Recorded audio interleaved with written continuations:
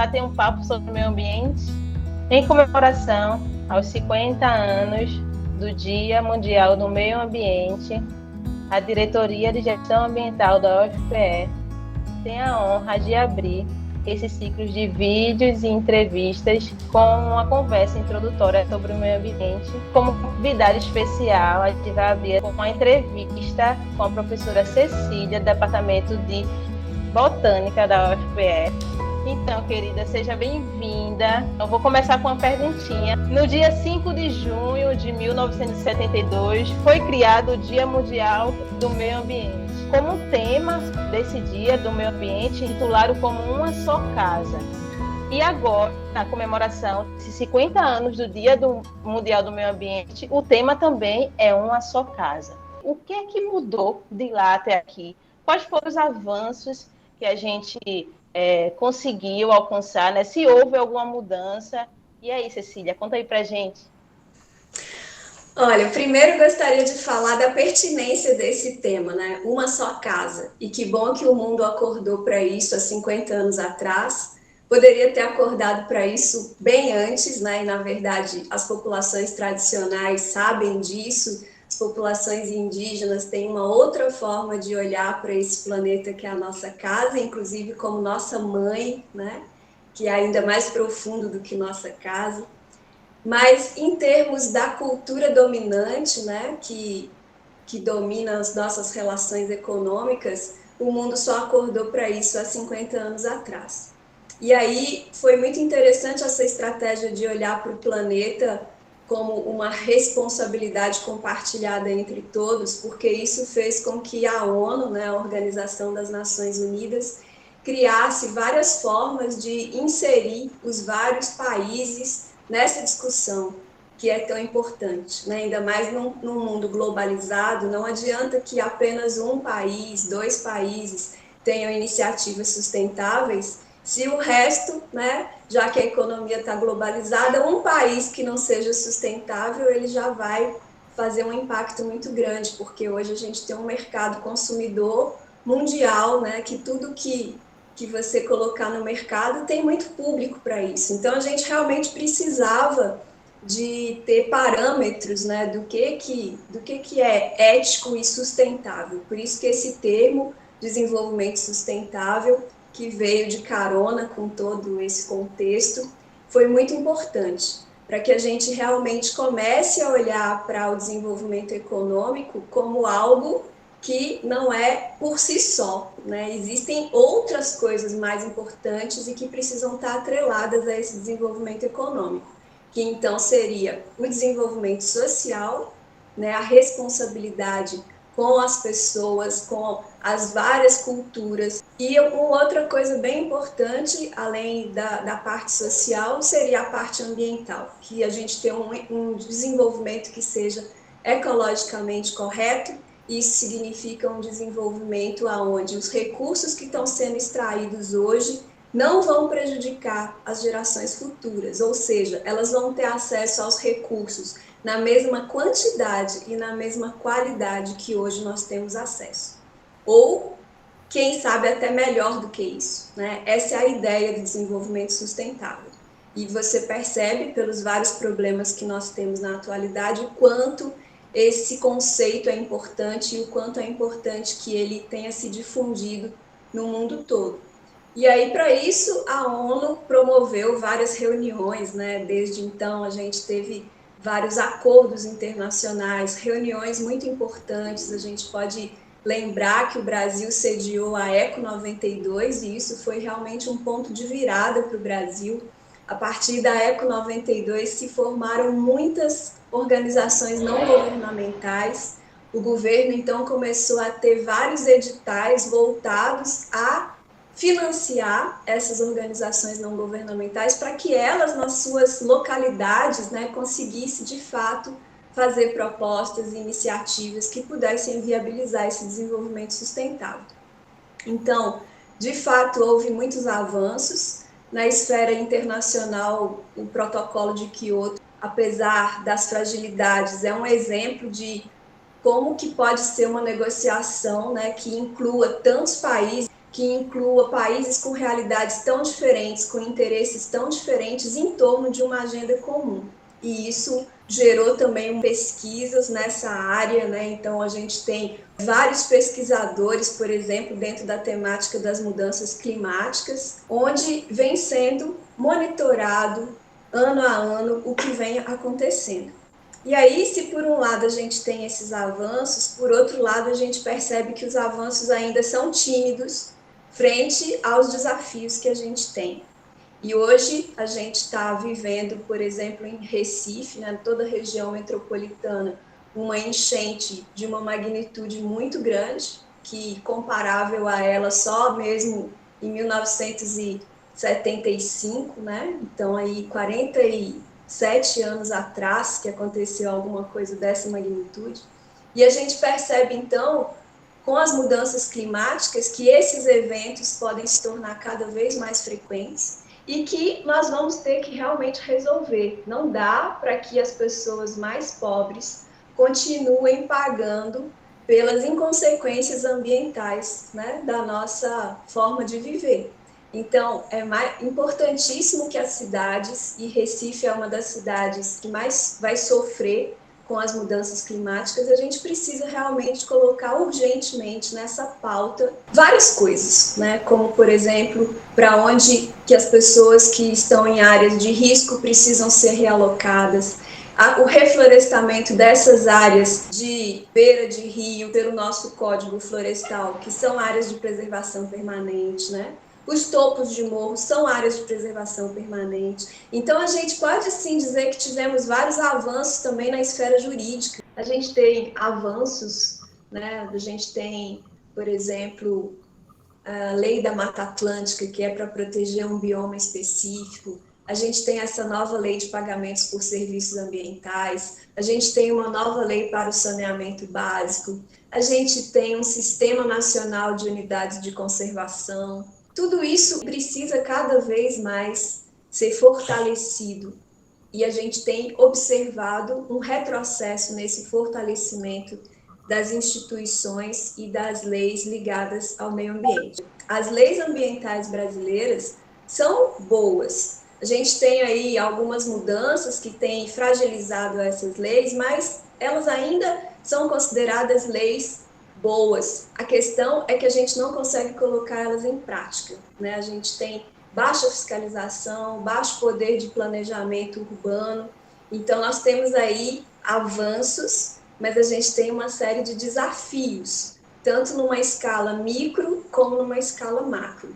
Por isso que essa temática ambiental, apesar da gente estar falando dela há 50 anos, o tema não está esgotado, porque a principal coisa que falta é a gente pegar todo esse conhecimento que o mundo gerou, e o Brasil tem muito conhecimento nessa esfera também.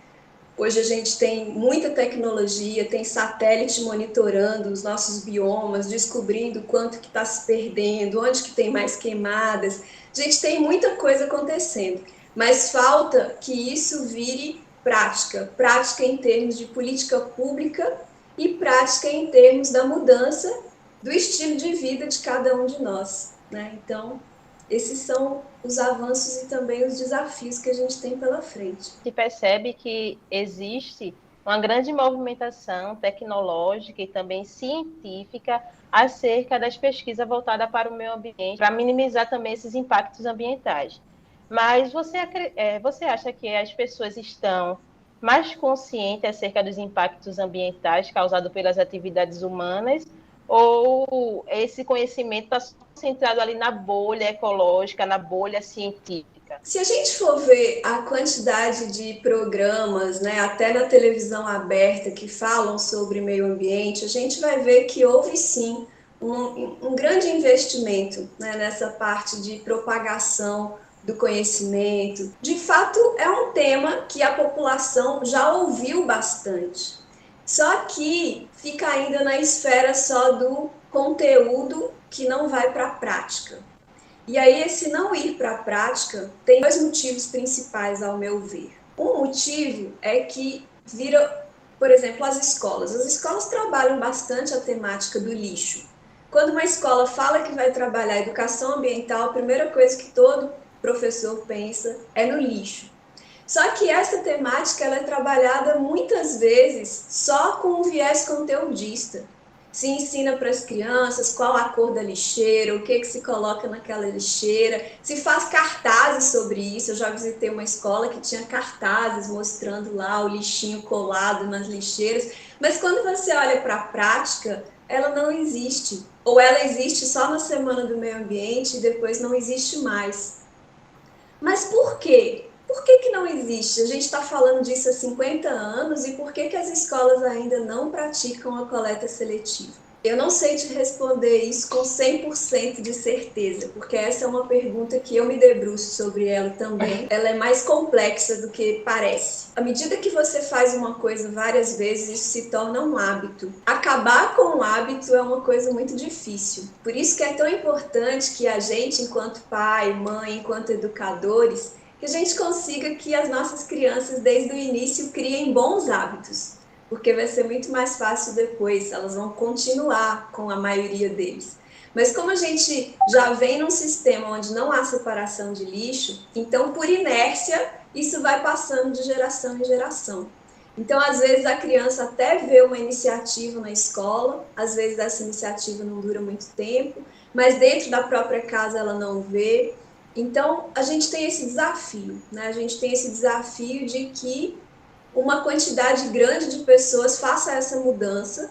Alguns não fazem também porque dizem, mas não vai ter coleta seletiva, então o que adianta eu separar? Mas a gente tem que começar por algum lugar. Ainda que não tenha a coleta seletiva, pode ser que um catador vai encontrar aquele lixo, né? E se ele encontrar aquele lixo separado, ele vai conseguir fazer isso de uma forma muito mais digna humanamente, né? E ao mesmo tempo vai conseguir separar isso e destinar isso da forma correta. Então, são vários desafios, mas esse desafio de não estar na escola é um grande desafio. O outro desafio é porque a gente não tem políticas públicas que incentivem as ações ambientalmente corretas. Então, é muito mais fácil você ser ambientalmente incorreto do que correto. Eu dei o exemplo do lixo, né, que você vai dizer, mas se a prefeitura não coleta, então eu vou juntar. É um argumento, né? Mas tem outros exemplos, né? Se você mora até relativamente próximo ao seu trabalho e você não quer se deslocar de carro para não ter o gasto, né, de gás carbônico que vai aumentar o efeito estufa, né, que vai aumentar as mudanças climáticas, você poderia falar, não, então eu vou de ônibus. Aí você tem um transporte público de péssima qualidade, inseguro. Aí você fala, não, então eu vou de bicicleta. Aí você não tem ciclovias, né? Ou tem ciclovias que foram improvisadas e que são perigosas. Então é muito difícil. Você realmente tem que estar com uma boa vontade muito grande de implantar, né? Porque não existe uma política pública preparada para incentivar o cidadão a fazer essas coisas. Então é quase que vira iniciativas isoladas, né?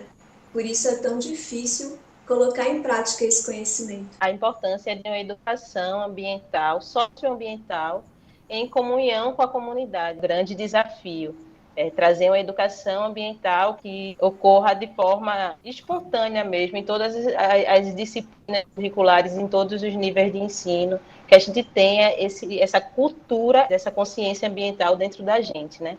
Isso, e assim, as iniciativas individuais são muito importantes, e tudo para virar um dia grande vai começar sendo pequeno no início.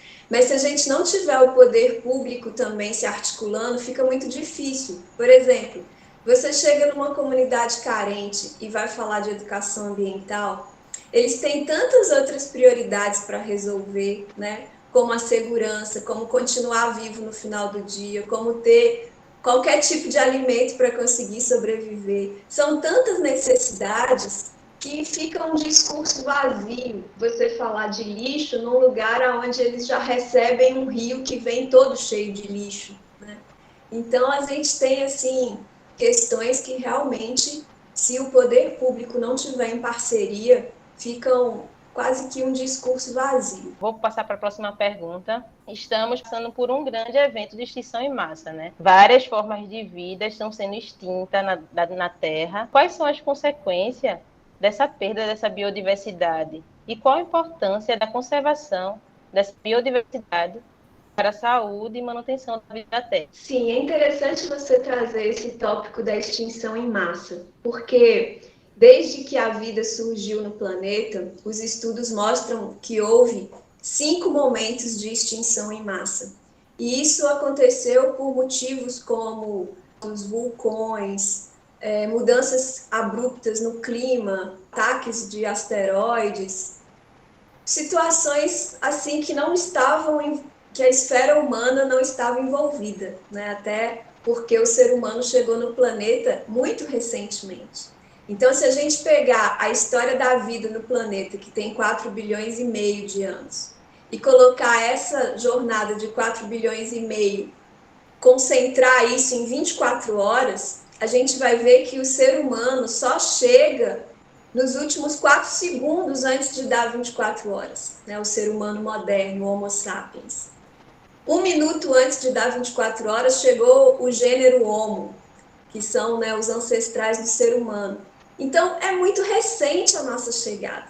Mas, mesmo assim, o impacto que nós estamos causando hoje no planeta já faz com que nós estejamos começando o 6º processo de extinção em massa. Ou seja, uma extinção de uma quantidade muito grande de espécies num curto espaço de tempo. E isso é de uma gravidade enorme, porque essas espécies não voltam mais. Cada vida tem uma história, tem um código genético, tem um monte de informações, tem um monte de, inclusive de aplicações, né? A gente não pode pensar no valor da vida só em função de utilidade. A vida, ela vale por ela mesma. Mas a vida também dos outros seres também tem aplicações para o ser humano, seja na alimentação, nos medicamentos e em vários outros serviços ambientais que a natureza está nos prestando. E quais são as consequências disso? Primeiro, por que isso, né? Quais são os impactos que a gente vem causando que leva as outras espécies à extinção? Uma coisa bem importante é o uso dos combustíveis fósseis, né? A gasolina que a gente coloca no nosso carro, o óleo diesel que alimenta os nossos caminhões. Esse combustível fóssil, ele tira lá do subsolo um monte de carbono que estava armazenado lá como matéria orgânica, e quando esse combustível fóssil é queimado, né, para mover os nossos carros, indústrias, etc., ele libera gás carbônico na atmosfera. E esse gás carbônico, ele fica na camada da atmosfera, fazendo com que o raio solar que entrou e aqueceu a Terra, radiação, ela fica armazenada, porque entra, mas não consegue sair. E se chama efeito estufa, justamente porque funciona como uma estufa. É a mesma coisa de quando você entra no carro e fecha os vidros, e aí o raio do sol entra e fica muito quente lá dentro, porque os vidros não deixam esse calor sair. A mesma coisa acontece com esse gás carbônico que é emitido pela nossa indústria, pelos nossos automóveis. Então, à medida que esse gás carbônico vai para a atmosfera, a gente vai fazendo o planeta ficar mais quente, porque só tem uma forma de tirar esse gás carbônico da atmosfera, que é pelas plantas que capturam esse gás carbônico quando elas fazem fotossíntese, pelas plantas ou pelas algas. Mas o principal reservatório que vai armazenar esse gás carbônico são as florestas. E aí o que acontece? A gente está acabando com as nossas florestas, a gente está queimando as nossas florestas e pegando todo esse gás carbônico que estava estocado lá e jogando para a atmosfera. Então é isso que faz com que a gente tenha um aquecimento do planeta e que uma quantidade muito grande, né, de pesquisadores no mundo inteiro alertem a gente para os perigos das mudanças climáticas. E um desses perigos é, por exemplo, essas inundações que a gente viu agora. Ou seja, o clima muda de uma forma que passa a ter períodos de seca prolongados, que passa a ter concentração de chuva em pouco espaço de tempo e causa isso que nós vimos.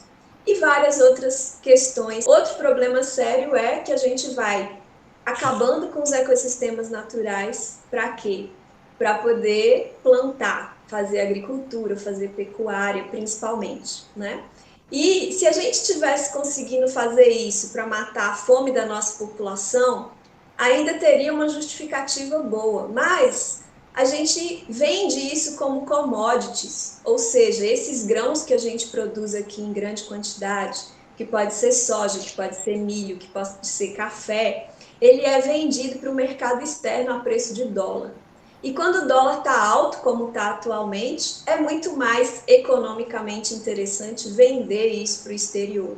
E aí a nossa população vai ficando cada vez mais pobre, o alimento vai ficando cada vez mais alto, e isso vai gerando cada vez mais miséria, né? E mais discrepâncias econômicas entre as pessoas.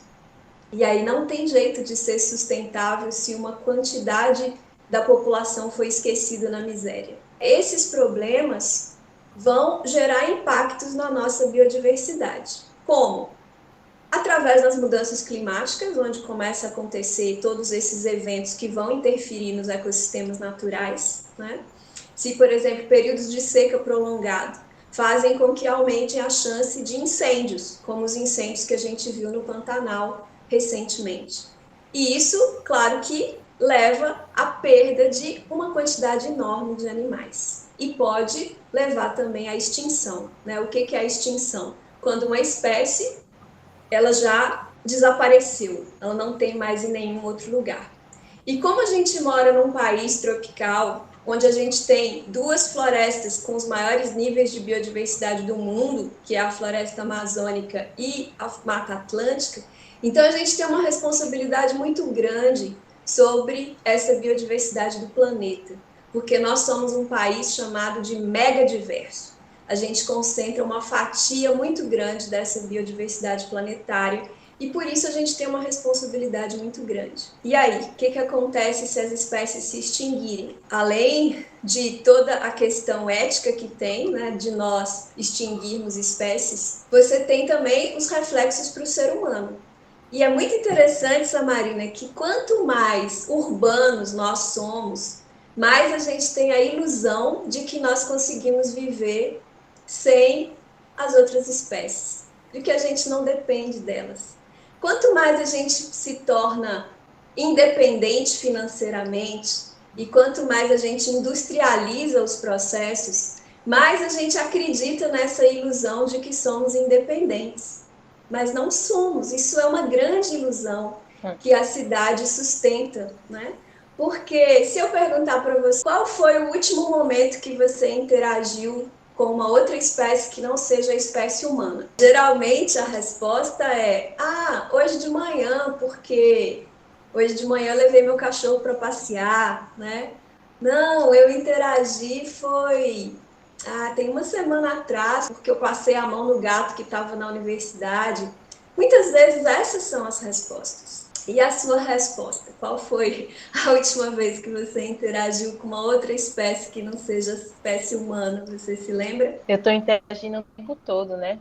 Dentro do meu corpo, por exemplo, tem várias espécies, vários micro-organismos que estão lá fazendo a interação, fazendo com que meu sistema digestório funcione, com que meu corpo funcione. Eu interajo o tempo todo com outros organismos, com outros seres vivos. Tem uma grande diversidade de seres que estão interagindo o tempo todo com a gente. E grande parte da população nem se dá conta disso. Exatamente, Samarina. A gente tem no nosso corpo mais micro-organismos, né, bactérias, que estão nos ajudando. A gente tem no nosso corpo mais delas do que células do nosso próprio corpo, né? Então, nós não somos independentes e não vamos ser independentes nunca. Então, a gente está o tempo inteiro em interação. Você está em interação porque hoje você se alimentou. E você se alimentou do quê? Ou foi de um vegetal ou foi de um animal. Ou de um fungo. Ou de um fungo, ou de uma alga, né? Mas são todas espécies que compõem essa biodiversidade. E A gente está ficando com uma vida tão artificializada na cidade que, note que eu já tive aluno de biologia, a gente numa situação fazendo um bolo e a pessoa foi quebrar o ovo e perguntou assim: como é mesmo que se produz os ovos? E aí, de repente, ela lembrou e ela viu o que ela estava falando, mas por algum momento ela pensou que os ovos fossem um processo industrial. Teve uma outra situação em que uma pessoa ficou espantada de descobrir que o leite em pó não é um leite sintético, que o leite em pó veio da vaca. Então, a gente vive isso se tornando cada vez mais corriqueiro, né? A gente tem muitas crianças que vão responder que o leite, que o ovo, que o frango vem do supermercado. E a gente realmente começa a viver essa ilusão e achar que nós não dependemos do meio ambiente. E com isso a gente vai cada vez mais deixando para último plano, né? Poder cuidar disso, porque a gente tem tantos outros afazeres na nossa vida, a gente tem tanta pressa, né? Uma vez eu estava na casa da minha tia e aí eu comecei a separar o lixo que ela tinha juntado. E ela ficou muito brava comigo, me tomou o lixo e falou: eu vou juntar o lixo, aqui em casa eu junto. E eu falei: tia, mas o meio ambiente, no meio ambiente, o que eu tenho a ver com o meio ambiente? O que o meio ambiente faz por mim? Aí a gente percebe como é que a gente está afastado dessa realidade. Com Mas certeza. o meio ambiente está fazendo por a gente o tempo todo. Esse ar que a gente respira veio de onde?